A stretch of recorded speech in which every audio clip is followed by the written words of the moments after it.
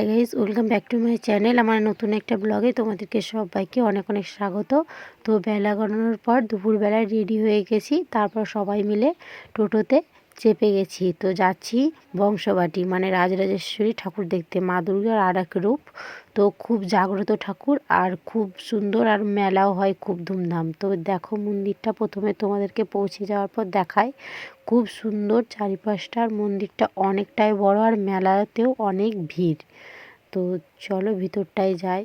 তো ভিতরটায় আসার পর দেখো চারিপাশটায় কত ভিড়, আর ছবি তোলা অনেক কিছুই আছে, আর প্যান্ডেলটাও খুব সুন্দর করেছে। আর চলো মাকে একবার দেখাই তোমাদেরকে। তো দেখো মায়ের মুখটা অত ভালো করে বোঝা যায় না, কিন্তু মা মুখটা সত্যি খুব জ্বলজ্বল করছিল। তো দেখো আর মন্দিরটা কত সুন্দর। তো চলো এবার একটু মেলার দিকে যাওয়া যাক গাইস। তো দেখো টুকটাক প্রথমে এই বাজার করার পর ঈশানকে আগে একটা ট্রাক্টর কিনে দিয়েছিলাম, এত জ্বালাতন করছিল।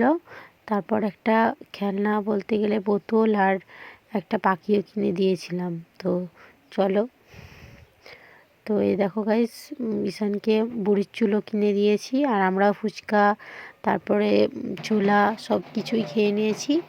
তো এই দেখো গাইস কেমন একটা মানে ঢাক বাজিয়ে বাজিয়ে যাচ্ছে, কারণ অনেক ঠাকুর যাচ্ছিল আগে আগে, তারপরে সব ঢাক বাজছিল।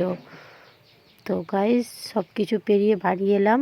তো কী কী কিনেছি তোমাদেরকে দেখাই। ট্রাক্টরটার কথা তো বলেছিলামই, তো বাবুর খুব পছন্দ। আর এই পুতুলটা ওর ঠাম্মি কিনে দিয়েছিল। আর এই পাখিটা তো তখন দেখেছিলে, মানে জ্বালাতন করছিল বলে দিয়েছিলাম। আর নৌকাটা মেজো জেঠিমা দিয়েছিল। আর এই বেল দুটো আমি নিয়েছি তোমাদের দাদার জন্য, আর দুটো ফুল আর চামচ, আর একটা ওয়াটার বোতল দিয়েছিল। তো এখানেই আমার ভিডিওটি শেষ করলাম। টাটা।